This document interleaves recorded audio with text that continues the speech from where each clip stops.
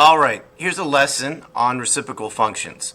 So first, what is a reciprocal? Why is it called a reciprocal function?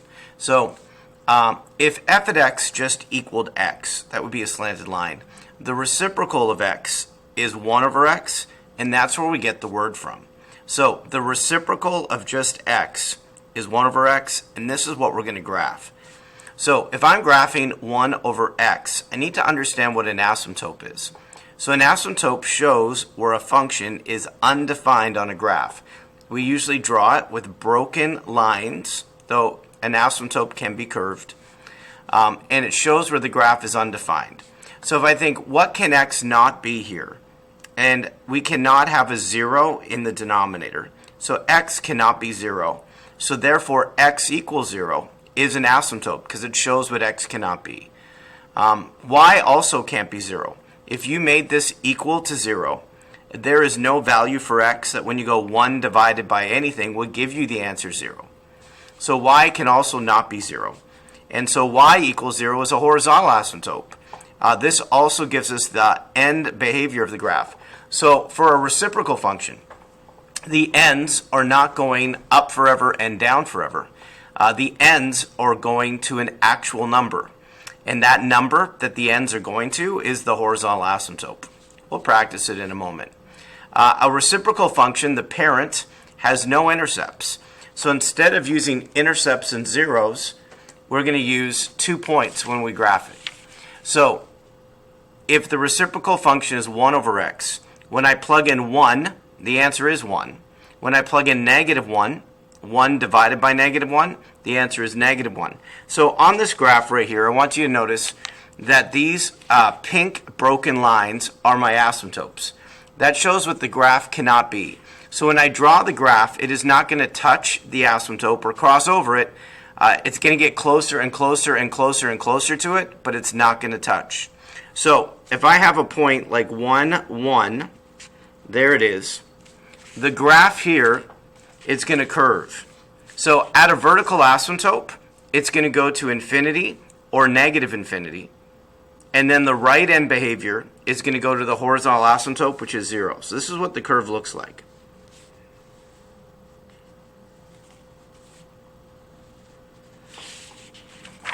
So I want you to notice the right end behavior is 0. It goes in closer and closer to that number. But in the middle of the graph, it goes to infinity. Now at negative 1, negative 1, on the other side, it's going to go to negative infinity, and then it's going to curve, and the left end behavior is the same as the right end behavior. So I want you to notice the end behavior is 0, and at a vertical asymptote, one side's going to go to infinity, and the other side's going to negative infinity, and then we curve through that point.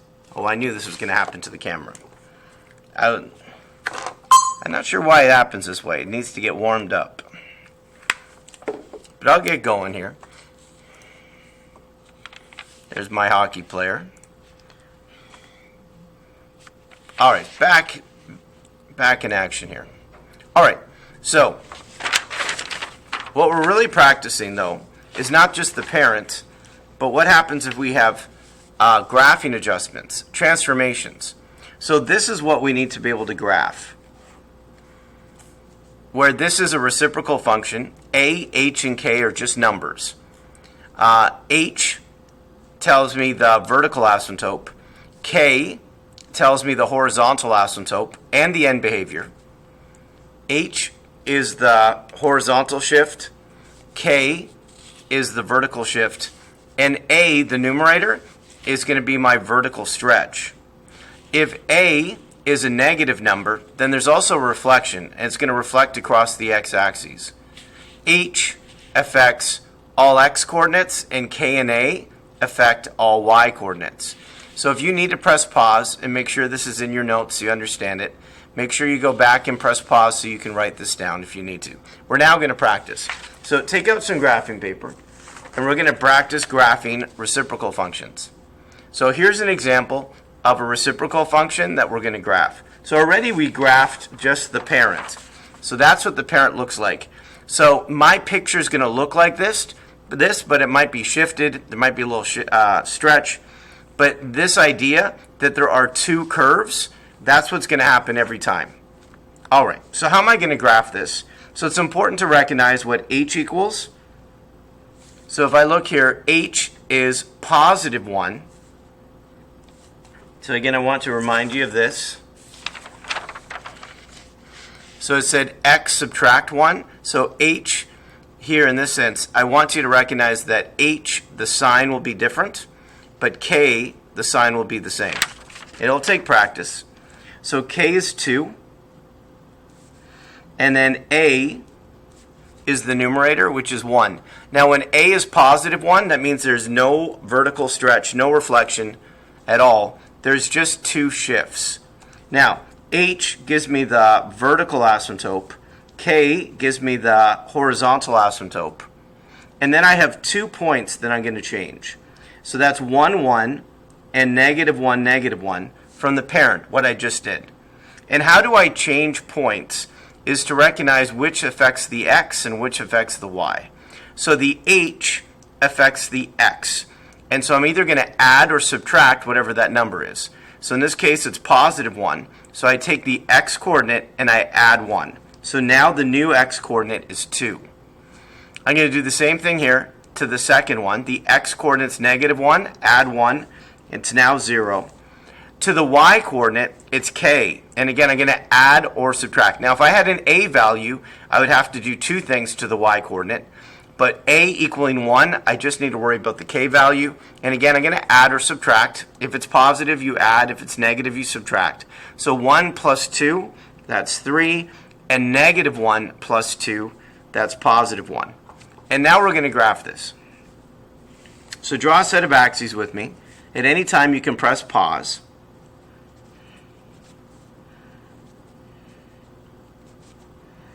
The first thing I'm going to draw are the asymptotes.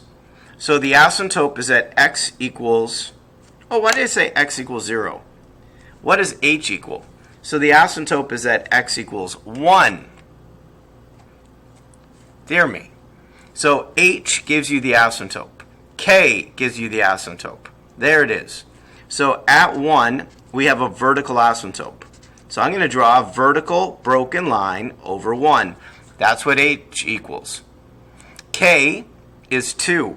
So I'll find 2, and that's my horizontal asymptote. So we need to know the difference between horizontal and vertical. And we have 2 points to put on the graph. 2, 3. So I count 2 and 3. There's a point. I could label my scale to make sure. And then through this point, the curve goes to infinity. And to the right, it's getting closer and closer to 2. So the end behavior here is 2. And then up here it goes to infinity. The other point is 0, 1. Here it is. And again, it's this on this side, it's going to negative infinity. And then it curves. And again, the end behavior here, it's getting closer to 2. And you did it. Now, if I ask you for the domain,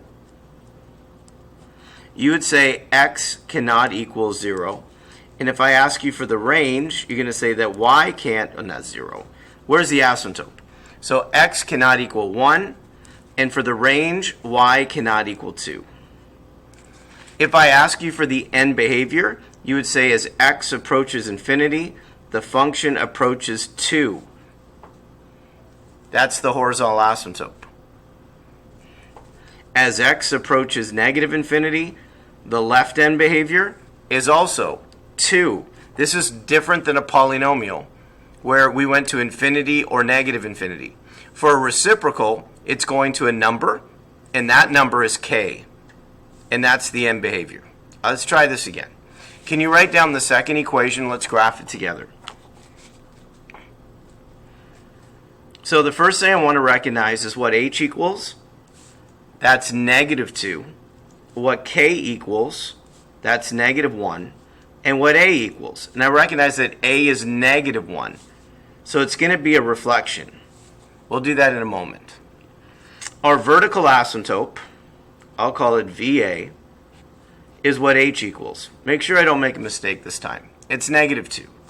Our horizontal asymptote is what k equals. That's y equals negative 1. That's going to be on my graph. And I need to have 2 points that I'm going to change. So the points are 1, 1, and -1, -1. And I'm going to change those points and put them on my graph. The h tells me the x coordinate I'm going to subtract 2. So 1 subtract 2 is -1, and -1 subtract 2 is -3. To the y coordinate, both of these affect the y coordinate. So I start with A, and then I apply K. I start with A, and then I apply K. Now A, I'm going to multiply, and K, I'm going to subtract. So 1 times -1, that's -1. Subtract 1 to that answer, and that's where -2 comes from. Let's try it again. Take the y coordinate, and you're going to multiply. -1 times -1, that's 1, and then subtract 1 to that answer, and you get 0. Now we're ready to graph. I start the graph with asymptotes. They frame the picture. So we have an asymptote at -2. So I'm going to draw a broken line at -2. We also have an asymptote at -1. So that's the horizontal one at -1. That also gives me the end behavior. We have 2 points. One point is at -1, -2, and the other is at -3 and 0. I want you to notice that because A is negative, there's a reflection. So now the point on the right is below the horizontal. Up here, it was above. Because of the reflection, because the point on the right is below the horizontal, this end goes down forever, and then it curves up to the right. On this side, because it's above, this goes to infinity, and then it curves, and then the end behavior. So again, if I asked you for the domain, you would say x cannot equal, and it's -2. If I ask you for the range, you'd say y cannot equal, and the answer is -1. If I ask you for the end behavior, as x approaches infinity, the function, the right end behavior and the left end behavior go to this horizontal asymptote. It's what k equals. So the end behavior is -1, whatever k is. So both the right end and the left end are both going to the same number. From below to the number or above to the number, that's different than a polynomial. Okay, let's practice again. We have 3 more to do for this lesson. So for this reciprocal function, I want to write down what h equals, and what k equals, and what a equals. I'd like you to press pause and write the values down before I do it. So h is -2, k is -4, and a is equal to 3. Next, I'd like you to write down what the vertical asymptote is and the horizontal asymptote. So press pause. Can you fill in these values? And then I'll do it. So that's x equals -2 and y equals -4. Next, I need 2 points to change. So the points I'm going to use are 1, 1 and -1, -1. And I'm going to change that. The h changes the x. So 1 subtract 2 is -1, and -1 subtract 2 is -3. The k and the a affect the y coordinate. Now we're going to start with a and multiply, and then subtract 4. So I'm going to go 1 times 3. That's 3. Take away 4. And there it is. I'm going to do it again. -1 times 3. That's -3. Take away 4. And now you have 2 points on your graph that we're going to curve through.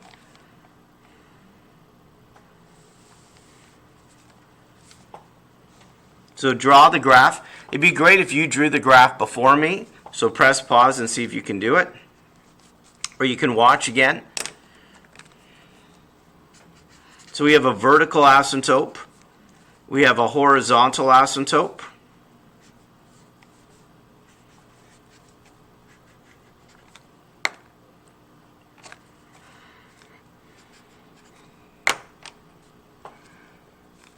We have a point at -1, -1, and another point at -3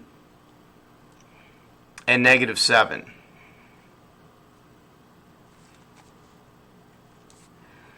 Now, notice we don't have a reflection here. So the one on the right is above and going to infinity, and then it curves, and the end behavior.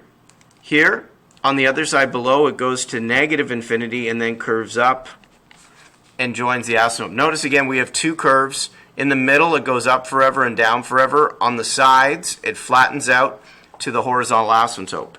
If I asked you for the domain, x cannot equal -2, the range, y cannot equal -4, and the end behavior. As x approaches infinity, the function approaches -4. As x approaches -infinity, the function approaches -4. So this is different than a polynomial. You look, whatever k equals is your end behavior. All right, I'd like you to write this down, press pause, and do everything before I do it. That way you'll learn it. Now, let's see if you did it correctly. Oh. There is nothing adding or subtracting in the denominator, so h is 0, because there's nothing adding or subtracting.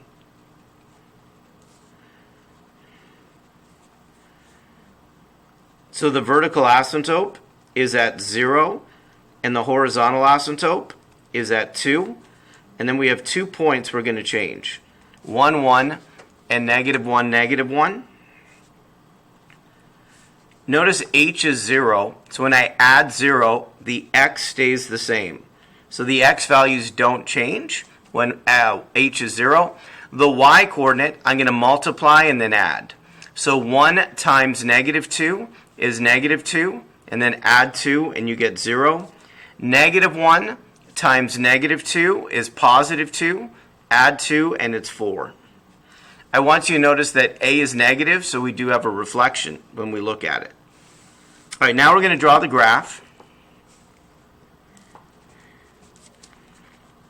I'm going to start with the asymptotes. So we have asymptotes at 0, that's the vertical, and at 2, that's the horizontal. We have a point at 1, 1, and another point at -1 and 4. Sorry, we have a point at 1, 0. There it is. And another point at -1 and 4. So, with the reflection on the right, this is now below. So this is going to -infinity and then curves. Here, this is now above, so this goes to infinity, and it curves and joins along the asymptote. If I asked you what the domain restriction is, you'd say x cannot equal 0. If I said, what's the y restriction, the range, you'd say y can't equal 2. If I asked you for the end behavior, as x approaches infinity, it's what k equals, which is 2, and that's for both the left and the right end. All right, there's one more. Did you do it correctly? I want you to graph this for me. Press pause and then I'll do it. All right, let's see how you did. So in this example, h is equal to 5, k is equal to 0, and a is equal to 4. Our vertical asymptote is at x equals 5. Our horizontal asymptote is at y equals 0. And then we have 2 points we're going to change, 1, 1, and -1, -1. To change the points, h is 5. So I'm going to add 5, that's 6. I'm going to add 5, and that's 4.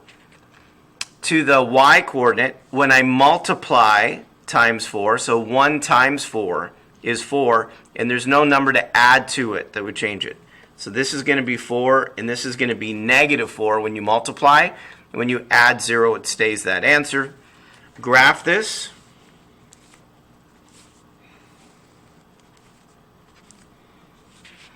So our asymptotes are at 5, 1, 2, 3, 4, 5, and 0.